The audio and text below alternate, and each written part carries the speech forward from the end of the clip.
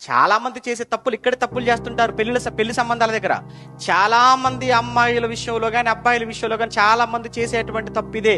తల్లిదండ్రులు కూడా చాలా మంది ఇదే పొరపాటు చేస్తుంటారు. వాడికి ఎంత ఆస్తుందో చూడండి అంటారు, వాడికి ఏ ఉద్యోగం ఉందో చూడండి అంటారు, వాడి బ్యాంక్ బ్యాలెన్స్ ఏంటో చూడండి అంటారు. బ్యాంక్ బ్యాలెన్స్ ఉందనో, ఆస్తి ఉందనో, డబ్బు ఉందనో, హైట్ ఉన్నాడనో, అందం ఉన్నాడనో చూసి తెచ్చుకుంటే మీ కుటుంబాలు కూడా ఆహాబులాగానే అయిపోతాయి. దేవుడు చూడమన్నా, దేవుడు బైబిల్లో రాయించిన ఆ క్యారెక్టర్ పక్కన పెట్టి మీరు ఏవో లోకంలో వెళ్ళిపోతున్నట్లుగా మీరు కూడా వాటి వెనకాల పరిగెత్తుకుని పోయి చేస్తే ఏమైపోతాయి? యెజెబెలును తెచ్చుకున్న కానించి ఆహాబు ఏమైనా ఉన్నాడా దేవుళ్ళో? లేడు.